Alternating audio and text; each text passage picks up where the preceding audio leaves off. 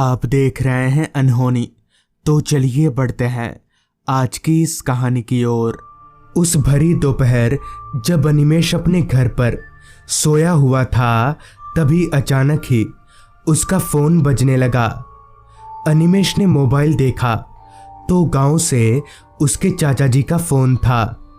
इतने दिनों के बाद अपने चाचा जी का फोन देखकर अनिमेष काफी खुश हुआ। उसके फोन उठाते ही चाचा जी ने कहा, अनिमेष, कितने दिन हो गए रे, तुझे देखा नहीं। मेरी तबीयत बहुत खराब है, मरते मरते एक बार तुझे देखना चाहता हूँ। इससे पहले कि अनिमेष कुछ बोल पाता, फोन अपने आप ही कट हो गया।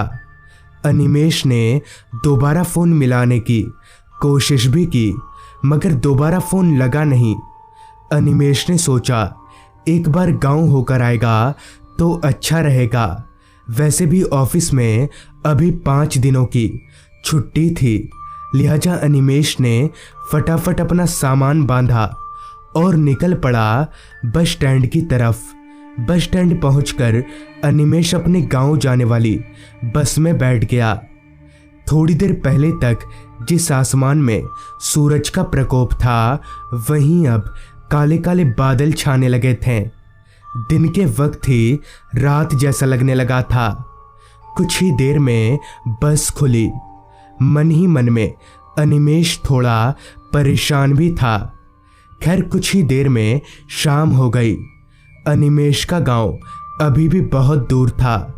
दरअसल अनिमेष को अपने चाचा जी से ज़्यादा लगाव इसलिए था क्योंकि बचपन में ही अनिमेष के मम्मी पापा के गुजर जाने के बाद उसके चाचा जी ने ही उसे पाला था। अनिमेष के प्यार में कोई कमी ना रहे, इसलिए उन्होंने शादी भी नहीं की। मतलब कुल मिलाकर अनिमेष के चाचा ही उसके मम्मी पापा हैं। रात के तकरीबन 8:45 बजे अनिमेष की बस उसके गांव के बस स्टॉप पर रुकी। जब अनिमेष बस से उतरा तब एक बार को तो उसे ऐसा लगा जैसे वो किसी और ही जगह पर उतर गया हो। खैर उसने सोचा कि वो 6 सालों के बाद अपने गांव आ रहा है, तो शायद इसलिए ऐसा लग रहा होगा। अनिमेष ज़्यादा कुछ ना सोचते हुए अपने गांव की ओर बढ़ने लगा।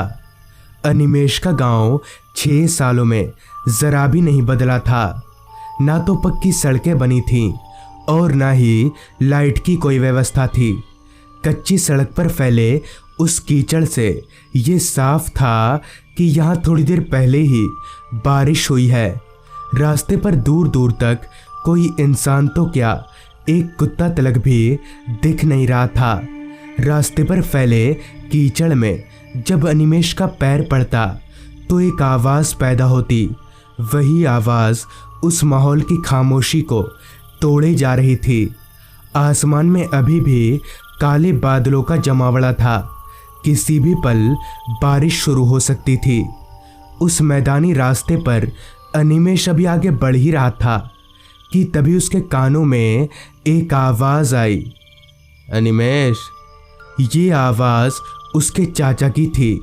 अनिमेष ने अपने चारों तरफ देखा, लेकिन उसके चाचा उसे कहीं पर भी नहीं दिखे। अनिमेष ने सोचा शायद खुशी के मारे उसके कान बजे होंगे। यही सोचकर अनिमेष आगे बढ़ने लगा। अनिमेष अभी आगे बढ़ ही रहा था कि तभी अचानक ही बहुत तेज बारिश शुरू हो गई। अनिमेष ने आसपास देखा, मगर वहाँ ऐसी कोई चीज़ नहीं थी जिसके नीचे अनिमेष अपना सिर छिपा सके, सिवाय एक नीम के पेड़ के, जो कि उससे कुछ ही दूरी पर खड़ा था। अनिमेष भागकर उस पेड़ की ओर जाने लगा। बारिश में आधा भीग चुका अनिमेष जब उस पेड़ के पास पहुंचा, तब बारिश और भी ज़्यादा तेज हो गई।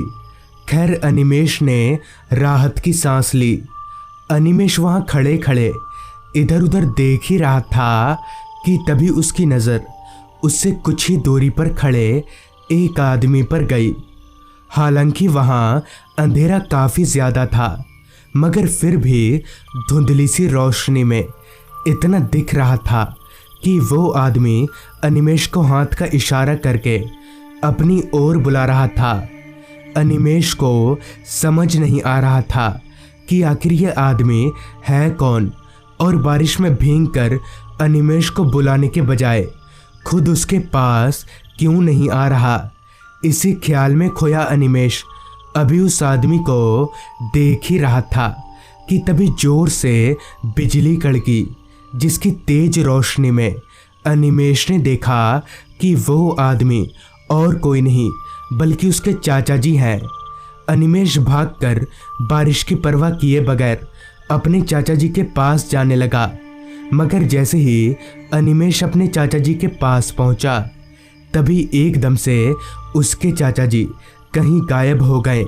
ये देखकर अनिमेष पहले तो बहुत डर गया, मगर फिर उसने सोचा शायद चाचा जी से मिलने की खुशी में उसे बार बार वहम हो रहा है।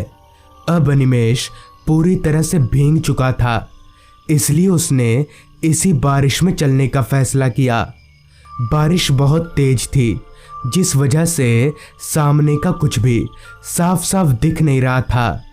चलते चलते अभी अनिमेष आगे बढ़ ही रहा था कि तभी किसी चीज से अनिमेष का पैर टकराया और वो धड़ाम से जमीन पर जा गिरा। उसने उठकर पीछे देखा, लेकिन वहां ऐसा कुछ भी नहीं था जिससे अनिमेष का पैर टकराए। अनिमेष को समझ नहीं आ रहा था कि आखिर उसके साथ आज हो क्या रहा है। परेशान होकर अनिमेष वापस से आगे बढ़ने लगा। जैसे तैसे अनिमेष अपने गांव पहुंचा। काफी रात हो जाने की वजह से पूरा गांव सो चुका था। ऊपर से इतनी तेज बारिश में कौन बाहर घूमेगा। खैर अनिमेष अपने घर के पास गया और दरवाज़ा खटखटाने लगा। थोड़ी देर तक दरवाज़ा पीटने पर दरवाज़ा खुला तो सामने अनिमेष के चाचा खड़े थे।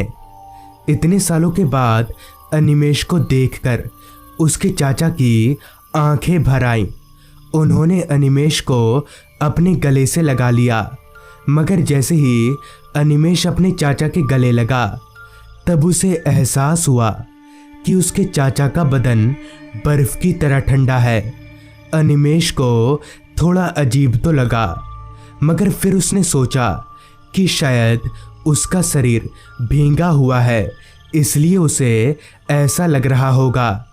खैर अनिमेष के चाचा उसे अंदर ले गए और अनिमेष को बोले, तू कपड़े बदल ले, मैं खाना लगाता हूँ। और हाँ, बालों को अच्छे से पोंछना वरना सर्दी लग जाएगी। इस पर अनिमेष बोला, क्या चाचा, अब मैं बच्चा नहीं रहा। तो चाचा ने कहा, मेरे लिए तू अभी भी बच्चा ही है, जा जल्दी कपड़े बदल। फिर अनिमेष अपने कमरे में जाकर कपड़े बदलने लगा। कपड़े बदलकर जब अनिमेष कमरे से बाहर निकला तब उसके चाचा हॉल में खाने की तैयारी कर रहे थे।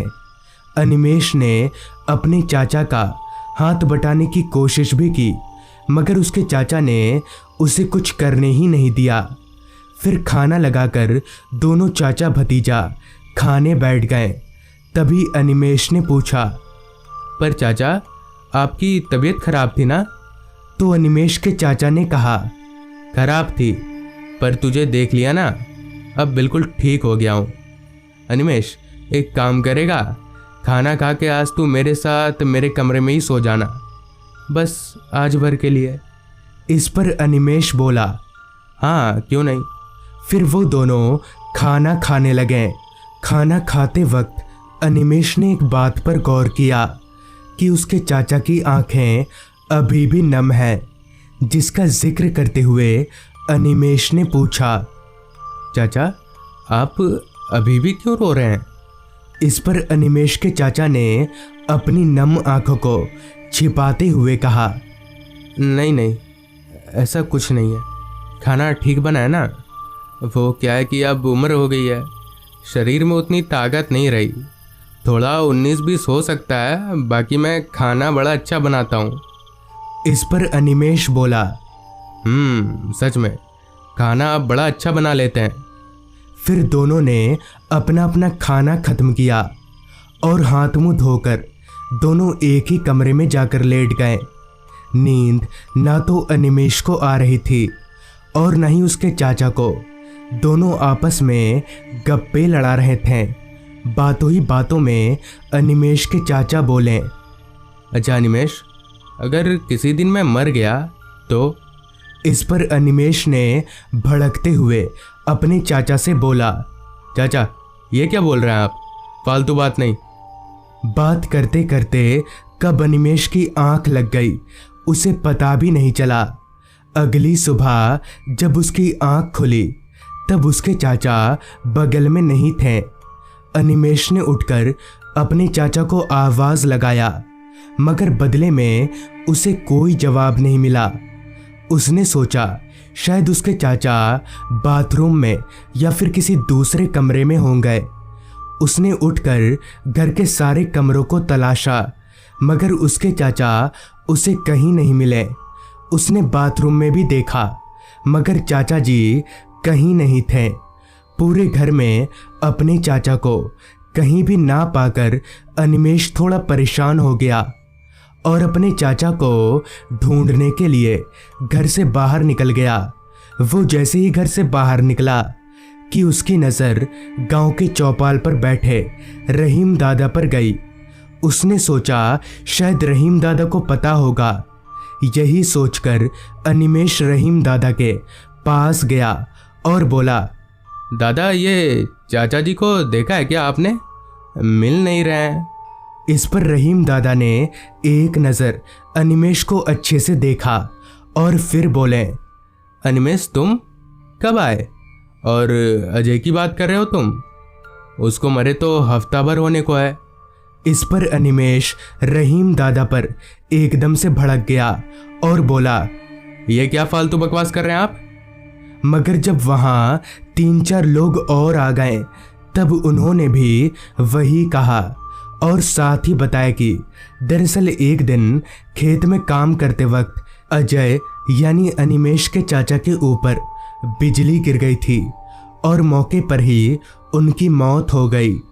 गांव वालों ने अनिमेष को कांटेक्ट करने की बहुत कोशिश की, मगर वो लोग नहीं कर पाए और उसके चाचा की लाश को जला दिया गया।